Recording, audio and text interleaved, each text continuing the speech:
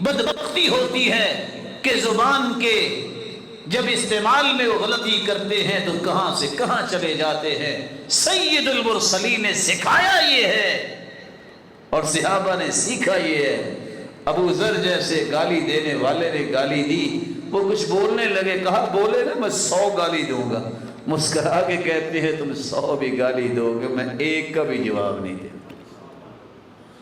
گالی کوئی دین نہیں، وہ طعن فی الانساب جاہلیت میں تھا۔ والاستسقاء بالنجوم، تیسرا رویہ جاہلیت کا ہے۔ اللہ کے رسول نے فرمایا ستاروں کی گردش کو کائنات میں سمجھنا کہ اس وجہ سے یہ ہو رہا ہے، فرمایا یہ جاہلیت میں تھا۔ مسلمان کو ایسا تصور نہیں رکھنا چاہیے۔ یہ ستارے، یہ سورج اور چاند اللہ ذوالجلال کی مخلوق ہیں، اللہ ذوالجلال کے حکم کے تابع ہیں۔ وعلامات وبالنجم هم يهتدون، اللہ نے ستاروں کو آسمان کی زینت کے لیے بھی بنایا اور شیطانوں کو سبق دینے کے لیے بھی بنایا ہے۔ اور پرانے زمانے میں ان ستاروں سے راستے تلاش لوگ کرتے تھے کہ ہاں ادھر جانا ہے اور ادھر جانا ہے، یہ تینوں باتیں قرآن نے بیان کی ہیں۔ لیکن گردش کے بارے میں اللہ ذوالجلال پہ اعتماد نہ رکھنا، ستاروں پہ اعتماد کرنا، یہ جاہلیت کا تصور تھا۔ والنیاحہ، نوحہ کرنا، بین کرنا، اپنے ہی چہرے کو پیٹنا اور اب سینہ کو بھی کرنا، اور آج نہ جانے کیا کچھ آ گیا لوگوں میں، گریبان چاک کیا جا رہا ہے۔ اللہ کے رسول نے کس قدر سختی سے فرمایا لیس منا من لطم الخدود وشق الجیوب ودعا بدعوى الجاہلیہ، اس کا میرے ساتھ تعلق ہی نہیں ہے۔ جو اپنے چہرے کو تھپیڑے مارتا ہے خود ہی اپنے آپ کو پیٹنا شروع ہو جاتا ہے، گریبان چاک کرتا ہے اور جاہلیت کے بول بولتا ہے۔ یہ جاہلیت کے بول ہیں۔ چھوٹا بچہ فوت ہو گیا، بس اللہ کو نعوذ باللہ ہمارا گھر ہی نظر آیا تھا، اللہ مالک ہے، یہ تم کیا کہہ رہے ہو؟ یہ چھوٹے چھوٹے بچے کیا کریں گے، ان کا باپ فوت ہو گیا کیا کریں گے؟ یہی تو تصور ہے غلط۔ یتیم ہو گیا تو یہ اللہ کا فیصلہ ہے۔ دنیا کی تاریخ بنائی یتیموں نے۔ اللہ کے رسول بھی یتیم تھے، اللہ کے رسول صلی اللہ علیہ وسلم کے دین کی خدمت کرنے والے امام بخاری بھی یتیم تھے، ابن حجر بھی یتیم تھے، امام شافعی بھی یتیم تھے، ابن عبد البر بھی یتیم تھے۔ تاریخ بنائی یتیموں نے، یہ کوئی عذر نہیں ہے، یہ اللہ کا فیصلہ ہے۔ اللہ تعالیٰ نے ایسے ایسے کام ان سے لیے ہیں جن کے والدین زندہ تھے وہ ایسا کام نہیں کر سکے۔ تو اللہ ذوالجلال کے فیصلوں پہ راضی ہونا یہ سلف کا منہج تھا۔ لذتی و راحتی فیما قدر علیہ، میری زندگی کی اصل لذت اور راحت یہ ہے جو میرے رب نے فیصلہ کیا ہے میں اس پہ مطمئن رہوں۔ فیصلہ غلط نہیں ہو سکتا، وہ فیصلہ میرے لیے درست ہے جو میرے رب نے کیا ہے۔ میں بھی اتنا اپنے بارے میں نہیں جانتا جتنا میرا رب جانتا ہے کہ مجھے کیا چاہیے۔ بس میرا کام یہ ہے کہ میں اس پہ اعتماد کرتے ہوئے اس کے حکم کی تعمیل کرتا رہوں اور اس کے رسول کی پیروی کرتا رہوں۔ رسول اکرم صلی اللہ علیہ وآلہ وسلم نے اس بات سے بھی منع کر دیا کہ تم خاندان کا کوئی فخر کرو۔ آپ صلی اللہ علیہ وسلم نے جاہلیت کا ایک اور تصور بھی ختم کیا، 8ویں چیز، اور غور کرنے والی ہے۔ ابو ذر رضی اللہ تعالیٰ عنہ نے نہ جانے کیسے سیدنا بلال کو یہ کہہ دیا، یا ابن السودا، کالی ماں کے بیٹے۔ اللہ کے ذل غصے میں آ گئے، فرمایا انک امرؤ فیک جاہلیہ، ابو ذر تیرے اندر جاہلیت ابھی باقی ہے۔ ابو ذر پریشان ہو گئے، کہا آج میں اس وقت تک جاؤں گا نہیں جب تک بلال اپنا پاؤں میرے چہرے پہ نہیں رکھے گا اور معاف نہیں کرے گا۔ سچ بتائیے آج کس طرح کے جملے کسے جاتے ہیں، کس طرح کی زبان کھولی جاتی ہے، کہاں گیا علم؟ اور صحابہ کو اللہ کے رسول کیا سکھا رہے ہیں؟ انک امرؤ فیک جاہلیہ، جاہلیت ابھی باقی ہے ابو ذر۔ رسول اکرم صلی اللہ علیہ وسلم نے اس طرح کے کاموں سے منع کر دیا اور اس کو بھی جاہلیت قرار دیا۔ جاہلیت کا ایک نواں پہلو تھا. مختلف قسم کے نکاح جاہلیت میں ہوتے. ایک شخص جب یہ خواہش ہوتی کہ میرا بیٹا پہلوان ہو، یہ سن کے بھی آپ پریشان ہوں گے. رسول اللہ صلی اللہ علیہ وآلہ وسلم کے دور سے پہلے حالت یہ تھی. سنن نبی داؤد کی روایت ہے، ایک آدمی اپنی بیوی کو پہلوان کے گھر بھیج دیتا اور کہتا استبضعی منہ، کچھ دن کے لیے اس کی بیوی بن جاؤ، جب امید سے ہو جاؤ تو واپس آ جانا، مجھے پہلوان بیٹا چاہیے. کوئی غیرت مند اپنی بیوی کو کسی کے گھر بھجوا سکتا ہے؟ جاہلیت کا طریقہ. 10 لوگ اکٹھے ایک عورت سے نکاح رچا لیتے، نام نکاح کے ہی لیتے، اور بعد میں قرآن اندازی سے ہوتا کہ ہاں کس کا بیٹا ہے. جاہلیت کا طریقہ. البدل والمبادلہ، بیویاں چینج کر لیتے، جاہلیت کے دور میں تھا. شریعت نے سارے پہلوؤں کو حرام قرار دیا. جھنڈے لگا رکھے ہوتے تھے عورتوں نے جو مرضی آئے، اور بعد میں وہ تعین کرتی کہ یہ فلاں کا بیٹا ہے. یہ جاہلیت میں ہوتا تھا. جاہلیت کی کون کون سی باتیں پیش کریں. اس قدر ضلالت اور گمراہی تھی کہ باپ فوت ہو جاتا، بیٹا اپنی چادر ماں کے سر پہ رکھتا اور اسے اپنی بیوی بنا لیتا. شریعت نے اس کو بھی حرام کر دیا. رسول اکرم صلی اللہ علیہ وآلہ وسلم نے ایک نہیں 10 قسم کے ایسے نکاح باطل قرار دیے، اور آج لوگ اس کی بھی پرواہ نہیں کرتے. لعن اللہ المحلل والمحلل لہ، لعنت حلالہ کرنے والے پر بھی اور جس کے لیے کیا جاتا ہے. لوگ اس میں پرواہ نہیں کرتے. اور سیدنا عمر کہا کرتے تھے لا اوتیہما الا رجمتہما فکلاہما زانی، میرے پاس حلالے کا کیس آیا میں دونوں کو رجم کروں گا کیونکہ دونوں بدکار ہیں.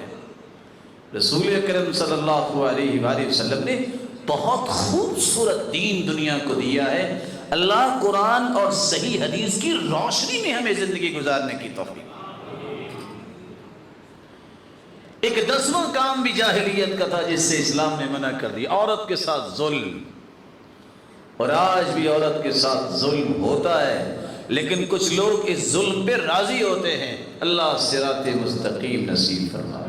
عورت کو وراثت نہیں دینی، آج بھی لوگ وراثت نہیں دے رہے، جبکہ قرآن کہتا تلک حدود اللہ. جہاں وراثت کی بات آئی ہے یہ اللہ کی حدود ہیں، ان کی حفاظت کرو گے تو جنت میں جاؤ. ساتھ یہ فرمایا وَمَن يَتَعَدَّ حُدُودَهُ، جس نے یہ حدود کراس کی جہنم میں جائے گا. یہ آیات وراثت کی تقسیم کے بارے میں جو چند آیات آئی ہیں اس کے بعد کی آیت. اور آج انٹرنیشنل مسکین لوگ بھی پیدا ہو گئے، خود جا کے بہن سے کہتے ہیں چلو معاف کر دو، تم نے کیا لینا ہے. بیٹی سے معاف کروا لیں گے، بہن سے معاف کروا لیں گے. اللہ ایسی مسکینی سے ہمیں پوری زندگی محفوظ رکھے. عورت کے ساتھ ظلم، ایک وہ ظلم تھا کہ وراثت نہیں دینی، ایک وہ ظلم تھا کہ بچی پیدا ہو جاتی تو چھپتے پھرتے کیا بنے گا، تانا لوگ دیں گے. ارے مسکین سوچ تو سی، تم بھی تو کسی بیٹی کے بیٹے ہو نا، تمہاری والدہ گرامی بھی تو آخر کسی کی پہلے بیٹی ہی تھی نا. یہ کیسا تصور ہے. اور شریعت نے کتنی خوبصورتی سے اس بات کو نکھارا. فرمایا لا تکرہوا البنات فإنہن المونسات الغالیات، بچیوں کو برا نہ سمجھو، یہ بہت مہنگی ہوتی ہیں اور والدین کو سنبھالنے والی.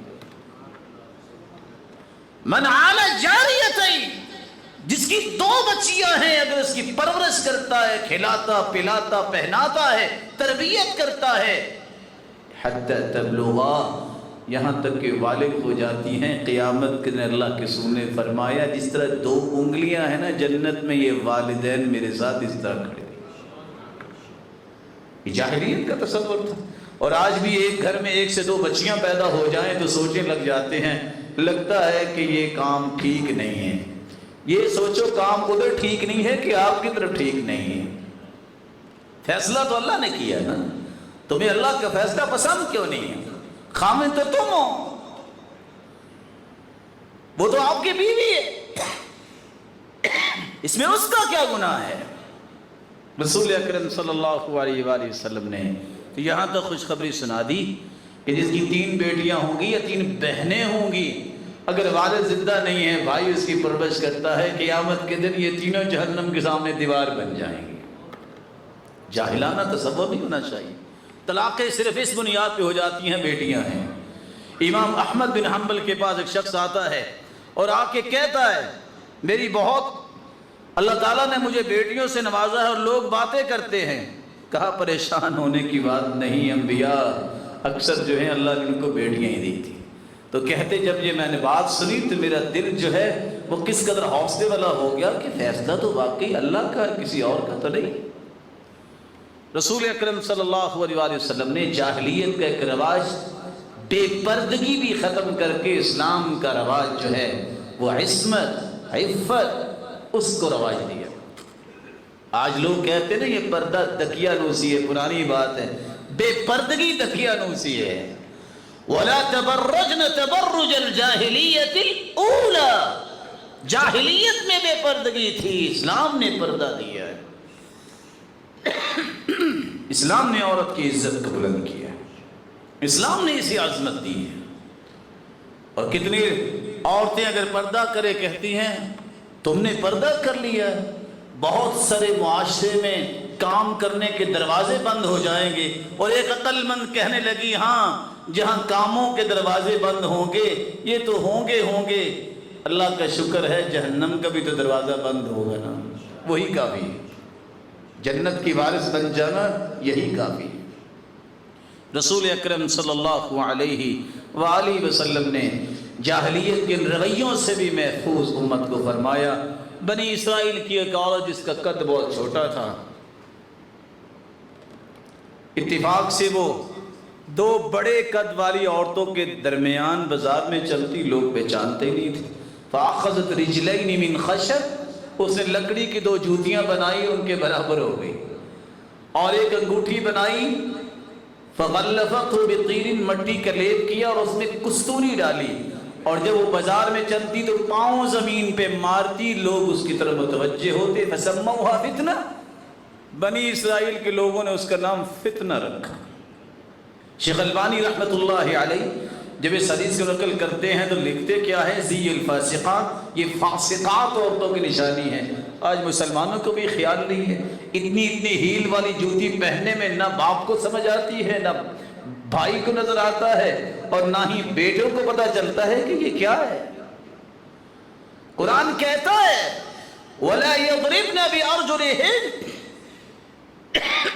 پاؤں زمین پہ نہ مارے عورتیں، اگر انہوں نے کچھ پہنا ہے تو آواز مردوں تک نہ جائے۔ آپ کا کیا خیال ہے اگر اس طرح کی ہیل والی جوتی پہنی ہو تو کس کو پتہ نہیں چلتا؟ اسلام نے اس طرح کی چیزوں سے امت کو محفوظ کیا ہے جس سے اس کے ایمان میں اور اس کی اقدار میں، اس کے حیا اور عصمت میں کوئی فرق آتا ہے۔ رسول اللہ صلی اللہ علیہ وآلہ وسلم نے جس طرح بے پردگی کو ختم کیا، جس طرح بیٹیوں سے نفرت کو ختم کیا، رسول اللہ صلی اللہ علیہ وسلم نے ایک رویہ جاہلیت کا یہ بھی ختم کیا۔ وہ لوگ منصوبہ بندی اس طرح کرتے تھے کہ بچوں اور بچیوں کو مارتے تھے، یہ بڑا ہو گیا تو کھائے گا کیسے، جو آج بھی مسلمانوں میں رچ بس گیا۔ نہیں، بس بچے 2 ہی اچھے، یہ کافروں کا ذہن ہو سکتا ہے، مومن کا نہیں ہو سکتا۔ اور رسول اکرم صلی اللہ علیہ وسلم نے لفظ کتنے بڑے بول دیے، فرمایا ای الذنب اعظم، کون سا گناہ سب سے بڑا ہے؟ فرمایا ان تجعل للہ ندا وهو خلقک، صحیح بخاری کی روایت، سب سے بڑا گناہ ہے تم اللہ کے ساتھ کسی کو شریک بناؤ، حالانکہ پیدا تمہیں اللہ نے کیا۔ پھر فرمایا ثم ای، شرک کے بعد گناہ کیا ہے؟ آپ نے فرمایا ان تقتل ولدک خشیت ان یأکل معک، صرف اس لیے اولاد کو تم قتل کرو کہ کل کو یہ تمہارے ساتھ بیٹھ کے کھائے گا تو کہاں سے آئے گا؟ ارے مسکین، تجھے بھی رب نے دیا، جو آئے گا وہ بھی اپنا رزق لے کے آئے گا۔ تمہیں کبھی پڑھنے کا موقع مل جائے، اللہ توفیق دے دے، میری دعا ہے گھر میں ٹی وی لاؤنج کی جگہ حدیث لاؤنج لکھا ہو، بخاری مسلم مترجمی پڑھی ہو، تم یہ حدیثیں پڑھ کے دیکھو، بندہ 5 مہینے بعد دنیا میں آتا ہے، اس کے رزق کی پلاننگ اللہ مکمل کر چکے ہوتے ہیں اور بتا چکے ہوتے ہیں۔ 4 مہینے کے جب ہوتا ہے انسان، ابھی روح پھونکی جاتی ہے تو اللہ ذو الجلال کے فیصلے تو فرشتے کو پہنچ جاتے ہیں کہ لکھ دو اس کا اتنا رزق ہوگا، اتنی زندگی ہوگی۔ پھر انسان سوچے کہ یہ میرے ساتھ کا ہے، اس نے اپنا رزق خود لے کے آنا ہے، جو اللہ نے اس کی قسمت میں لکھا ہے وہ تمہارا رزق نہیں کھائے گا۔ رسول اللہ صلی اللہ علیہ وآلہ وسلم نے جاہلیت کا ایک رویہ، 14واں رویہ یہ بھی ختم کیا، سود سے منع کیا قوم کو، اور یہ جاہلیت میں عام تھا۔ ہوتا یہ تھا کہ کسی نے کسی سے کو مال لینا ہے، جب وقت آ جاتا تو کہتا تقضی ان تربی، کیوں بھی پیسے واپس کرتے ہو کہ سود لگا کے تھوڑی سی مدت اور دے دوں؟ آج کہتے ہیں بھی ظاہر ہے اس نے صبر جو کیا ہے، تو اگر کچھ چند پیسے لے لیے ہیں تو پھر کیا ہوا؟ پھر ہوا کیا ہے؟ شریعت کہتی ہے حرام ہے، اور شریعت یہ کہتی ہے درہم ربا اشد من 36 زنیہ، 36 مرتبہ بدکاری کا اتنا گناہ ہے، اس سے زیادہ گناہ 1 درہم سود کا کھانے کا گناہ ہے۔ بینکوں سے کاروبار لمٹس لے کر اور اس طرح کے سودی کاروبار لے کر کام کرنے والے یاد رکھیں، اللہ کے رسول نے کہہ دیا ہے کہ جو سود میں پڑ جاتا ہے اس کا بیڑا غرق ہوتا ہے، فی نہایت المطاف کوئی چیز نہیں بچتی۔ 72 گناہ اگر ہیں سود کے، اللہ کے رسول نے فرمایا تو سب سے کم درجے کا گناہ اتنا ہے ان یأتی الرجل امہ، کوئی شخص اپنی والدہ سے زنا کرتا ہے، اور آج امت کو یہ بات سمجھ نہیں آ رہی۔ جاہلیت میں تھا، اسلام نے منع کر دیا ہے۔ وَأَحَلَّ اللَّهُ الْبَيْعَ وَحَرَّمَ الرِّبَا، حرام کیا ہے سود کو اور بیع و شراء کو حلال رکھا ہے، بلکہ تجارت تو نبوت کا 46واں حصہ ہے، تجارت کرو۔ اللہ تاجروں کو سلامت رکھے، جو صادق سچے بھی ہیں، امانت دار بھی ہے، اور پہلی صف کے نمازی بھی ہیں۔ اللہ نے ان کو شان دی ہے، آؤ اس شان کو حاصل کرو۔ تاجر الصدوق الامین، تاجر مسلمان سچ بولنے والا امانت دار، قیامت کے دن ان کو بھی عرش کا سایہ ملے گا، ان کو بھی اللہ انبیاء کے ساتھ کھڑے گا۔ رسول اللہ صلی اللہ علیہ وآلہ وسلم نے جو ایک 15ویں بات جو ہے جاہلیت کی وہ بھی ختم کروائی، خاندانی عصبیت اور تعصب، اس کو منع کر دیا۔ رسول اللہ صلی اللہ علیہ وسلم نے فرمایا یہ جاہلیت کے تصورات ختم ہو گئے ہیں، مت اپنے والدین اپنے باپ دادا کا نام لے کے فخر کیا کرو، اور ساتھ کیا فرمایا؟ اگر فخر نہ چھوڑا اللہ تمہیں وہ کیڑا بنا دیں گے جو غلاظت میں بنتا ہے۔ اس لیے اس طرح کی عصبیت سے باز آ جاؤ۔ رسول اکرم صلی اللہ علیہ وسلم نے بے بنیاد دعووں سے بھی روک دیا۔ آپ سوچ سکتے ہیں کہ رسول اللہ صلی اللہ علیہ وآلہ وسلم نے بے بنیاد دعووں سے روکا، یہاں تک کہ قرآن کہتا ہے مہاجرین انصار کا تذکرہ ہے، والسابقون الاولون من المہاجرین والانصار۔ اور کتنی بڑی ہستیاں تھیں، ایک آدمی نے ایک آدمی کو جو ہے وہ مارا، اور ایک نے آواز لگائی یا للمہاجرین، دوسرے نے کہا یا للانصار، اوے انصاریوں آؤ، اوے مہاجروں آؤ۔ یہ وہ ہستیاں ہیں جن کا قرآن میں تذکرہ ہے۔ اللہ کے رسول نے فرمایا دعوها فإنها منتنہ، یہ بدبودار چیز ہے۔ یہ جاہلیت میں اس طرح خاندانی چیزیں ہوتی تھیں، اسلام کے اندر ایسے کام نہیں کرنے چاہیے۔ رسول اللہ صلی اللہ علیہ وآلہ وسلم نے اس لیے فرمایا من دعا بدعوى الجاہلیہ فهو من جزاء جہنم، صحیح الجامع کی روایت ہے، جو ایسے دعوے کرتا ہے وہ کل کو جہنم کا ایندھن نہ بن جائے۔ شراب نوشی عام تھی، اللہ کے رسول نے اس کو بھی حرام قرار دیا۔ شاعر اسلام اور اہل اسلام کے ساتھ مذاق اڑانا یہ بھی جاہلیت کا طریقہ تھا۔ وما كان صلاتهم عند البيت الا مكاء وتصديا، وہ مسجدوں کے قریب آتی تو سیٹیاں بجاتی اور تالیاں بجایا کرتے تھے۔ قرآن نے تذکرہ کیا ہے۔ تو یہ اہل ایمان سے مذاق کرنا اور شاعر اسلام سے مذاق کرنا، یہ بھی جاہلیت کا طریقہ تھا۔ اللہ ذو الجلال ہمیں محفوظ فرمائے۔ رسول اللہ صلی اللہ علیہ وآلہ وسلم نے جہاں جاہلیت کی ان باتوں سے منع کیا، وہاں یہ بات بھی بیان کی کہ سب سے مبغوض ترین انسان اللہ کے ہاں وہ ہے کون؟ غور کیجئے گا، ملحد فی الحرام، جو بیت اللہ میں الحاد پھیلاتا ہے، ومبتغ فی الاسلام سنت الجاہلیہ، اسلام قبول کرنے کے بعد جاہلیت کے طریقوں کو چاہتا ہے، ومطلب دم امرئ بغیر حق، اور ایسا شخص جو کسی کو ناحق قتل کرتا ہے، اللہ کی ہاں سب سے یہ برا ہے۔ اللہ ذوالجلال نے اس لیے یہ تصور جو ہے جاہلیت کا، اس کو کافروں کا تصور کہا ہے۔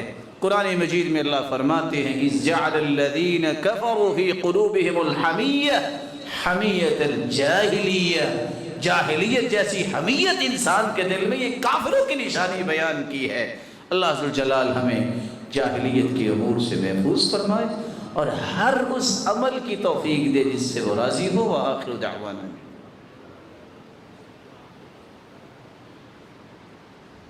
الحمد للہ علی احسانہ والشکر له علی توفیقہ وامتنانہ، اما بعد فاعوذ باللہ من الشیطان فإنہ عدو للانسان۔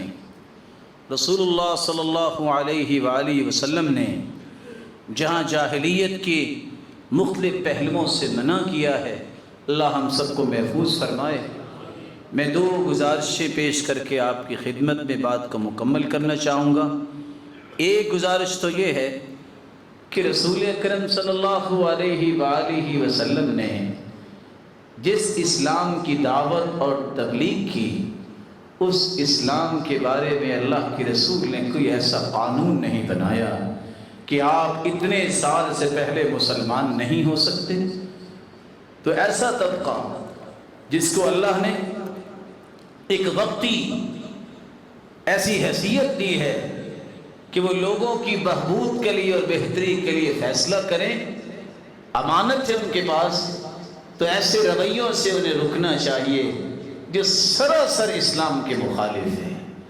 رسول اللہ صلی اللہ علیہ وآلہ وسلم کے صحابی محمود بن ربیع رضی اللہ تعالیٰ عنہ، امام بخاری صحیح بخاری میں روایت لائے ہیں، ان کی عمر صرف 5 سے 6 سال ہے اور ان کی روایت کو قبول کیا گیا۔ صحابی جن کی عمر 6 سے 7 سال ہے، وہ مصلی نبوی پہ امام بنے۔ سیدنا علی رضی اللہ تعالی عنہ وارضا، یہ وہ مبارک صحابی ہیں۔ جس طرح زبیر رضی اللہ تعالی عنہ، یہ وہ صحابی ہیں جنہوں نے 8 سال اور 7 سال میں اسلام کو قبول کیا، اور یہ وہ صحابہ ہیں جن نے اسلام کے اندر پھر قربانیاں دی۔ کسی نے ان کے بارے میں کوئی بات نہ کی، بلکہ جواب ایسا دیا، کہنے والے نے کہا، اللہ کے رسول صلی اللہ علیہ وآلہ وسلم نے فرمایا علی اپنے والد سے پوچھو اسلام کو قبول کر لیں۔ تو جواب کیا دیا سرتاج رسول، ان ربی لم یستشر ابی حین خلقنی، میرے رب نے جب مجھے پیدا کیا تو میرے ابا سے مشورہ کر کے تو پیدا نہیں کیا۔ اب اس کا دین آیا ہے تو اس کو قبول کرنے کے لیے مشورے کی ضرورت نہیں۔ رسول اکرم صلی اللہ علیہ وآلہ وسلم کے صحابہ، اگر ان کی زندگیوں پہ غور کیا جائے، صرف 13 سال عمر تھی۔ معاذ بن عمر بن جموح کی، معوذ بن عفراء کی 14 سال عمر تھی، جنہوں نے ابو جہل کو الٹ کر رکھ دیا تھا۔ کس نے مارا تھا؟ یہ 13 سالہ اور 14 سالہ بچے۔ عمر بن کلثوم کو دیکھیے، جو تغلب قبیلے کا سردار بنا، صرف 15 سال عمر تھی۔ زید بن ثابت کو دیکھیے، 13 سال کی عمر میں کاتبین وحی کے ساتھ وہ اللہ ذوالجلال کے طرف سے آنے والی وحی کو لکھا کرتے تھے۔ رسول اکرم صلی اللہ علیہ وآلہ وسلم کے صحابی عبداللہ ابن عباس 16 سال کے تھے اور مفتی تھے، ان کا فتویٰ مانا جاتا تھا۔ حیرانگی کی بات ہے، ارقم بن ابی الارقم 14 سال کی عمر کا یہ بچہ جس نے اپنا گھر اللہ کے دین کے لیے وقف کیا تھا اور دار ارقم میں بیٹھ کے اللہ کے رسول صحابہ کو یہ آیات جو نازل ہوتی وہ سکھایا کرتے تھے اور پڑھایا کرتے تھے۔ سعد بن ابی وقاص نے 17 سال کی عمر میں مجلس شورا کے رکن بنے رسول اللہ صلی اللہ علیہ وسلم کے اور تیر اندازی کی۔ طلحہ بن عبید اللہ 16 سال کی عمر میں اللہ کے رسول صلی اللہ علیہ وسلم کے گن مین بننے کا شرف انہیں حاصل ہوا۔ رسول اللہ صلی اللہ علیہ وآلہ وسلم کے دین کو پھیلانے والے امام مالک رحمہ اللہ تعالی صرف 17 سال کے تھے جب یہ مدینہ کے امام بنائے گئے۔ کون تھا محمد بن قاسم؟ یہ بھی تو 17 سال کے ہی تھا نا، اور بعض نے 14 سال میں لکھا ہے جب ہند اور سندھ کو فتح کر لیا۔ اسامہ بن زید رضی اللہ تعالیٰ عنہ 18 سال کے تھے جب لشکر کی قیادت کی، جس قیادت میں سیدنا ابو بکر بھی ان کے ساتھ گئے۔ رسول اللہ صلی اللہ علیہ وسلم کا دین اس بات کی ٹوٹل نفی کرتا ہے، یہ پابندی عائد کرنا کہ 18 سال تک کہ مسلمان نہیں ہو سکتا یا دیگر پابندیاں۔ ہمیں ہر اس کام کو چھوڑنا چاہیے جس سے اللہ ذوالجلال کا غضب نازل ہو۔ اللہ ذوالجلال کے دین میں یہ بات ہے، ہم کسی پہ کوئی جبر نہیں کرتے، لیکن وہ پابندیاں جو اسلام کے سراسر مخالف ہوں ہمیں ان کی نہ حمایت کرنی چاہیے اور نہ ہی ان کو کسی اسلامی ملک میں روا رکھنا چاہیے۔ اللہ ذوالجلال سیدھا راستہ نصیب فرمائے۔ ایک دوسری گزارش جس کو کرنے کے بعد میں بات کو مکمل کرنا چاہتا ہوں، رسول اکرم صلی اللہ علیہ وآلہ وسلم کے فرامین کو آپ نے سنا۔ ہم سب مسلمان ہیں، اسلام سے بڑی کوئی نعمت نہیں، اور اسلام کون لے کے آیا؟ اللہ کے رسول۔ ہماری نسبت ایک اسلام کی ہے اور دوسری نسبت یہ ہے ہم محمد مصطفیٰ صلی اللہ علیہ وآلہ وسلم کو اپنا قدوہ مانتے ہیں، اور صحابہ کرام کو، تمام صحابہ کرام کو ہم کائنات کے لیے نمونہ مانتے ہیں، لیکن ہماری نسبت جو ہے وہ محمد مصطفیٰ کی طرف ہے۔ اس لیے کسی بھی حلقے میں اس طرح کی تقسیم کر کے فلاں حسینی ہے فلاں یزیدی ہے، مسلمانوں کو اس سے بچنا چاہیے۔ ہمارا یہ عقیدہ ہے سیدہ شباب اہل الجنہ، سیدنا حسن و حسین تو جنت کے شہزادے ہیں۔ ہمارا یہ منہج ہے، ہما ریحانتائی، اللہ کے رسول نے فرمایا حسن و حسین تو میرے دونوں پھول ہیں۔ رسول اکرم صلی اللہ علیہ وسلم نے کس قدر ان کے بارے میں ہماری رہنمائی فرمائی۔ کبھی بھی نہیں ہو سکتا کہ ہو مسلمان، ہو بندہ کتاب و سنت کو ماننے والا، وہ اہل بیت کے بارے میں معمولی سی بھی نفرت رکھے، یہ شخص کتاب و سنت کا حامل نہیں ہو سکتا۔ کتاب و سنت کو ماننے والوں کا عقیدہ یہ ہے، منہج یہ ہے کہ ہم رسول اللہ صلی اللہ علیہ وسلم کے خان وعدے سے بڑھ کے کسی کو سمجھتے ہی کوئی نہیں۔ اللہ ذوالجلال قیامت کے دن اپنے پیغمبر کے ساتھ اور اہل بیت کے ساتھ اور اپنے صحابہ کے ساتھ ہمیں جمع فرمائے۔ عبداللہ ابن عباس رضی اللہ تعالیٰ عنہ سے پوچھا سیدنا معاویہ رضی اللہ تعالیٰ عنہ نے، اور یہی بات یاد رکھنے والی ہے، سوال یہ کیا انت علی ملت علی، کہ آپ علی رضی اللہ تعالیٰ عنہ کی ملت پر ہیں؟ تو سیدنا عبداللہ بن عباس نے فرمایا ولا علی ملت عثمان، نہ میں علی رضی اللہ تعالیٰ عنہ کی ملت پر ہوں، نہ عثمان رضی اللہ تعالیٰ عنہ کی ملت پر ہوں، بلکہ انا علی ملت محمد صلی اللہ علیہ وسلم، میں محمد کی ملت پر ہوں۔ جب میں اپنی آپ کو محمدی کہلواؤں گا اس میں صدیقی بھی آ جائیں گے، اس میں فاروقی کی بھی نسبت آ جائے گی، عثمانی بھی آ جائیں گے، علوی بھی آ جائیں گے۔ اس لیے ہمیں اس طرح کی تقسیمات سے دست و گریباں ہونا نہیں چاہیے، یہ مسلمانوں کا رویہ نہیں ہونا چاہیے۔ 1400 سال کی تاریخ اس بات پہ گواہ ہے، کبھی بھی اس طرح کی تقسیمات کر کے مسلمانوں میں کوئی فساد نہیں مچا۔ اللہ ذوالجلال جو بھولا ہے اس کو صراط مستقیم نصیب فرما دے، اور مسلمانوں میں باہمی محبت اور احترام پیدا فرمائے، اور اللہ ذو الجلال ہمیں وہ کام کرنے کی توفیق دے جس سے وہ راضی ہو، اور قیامت کے دن اپنے دیدار کا مستحق بنائے۔ وآخر دعوانا الحمد للہ۔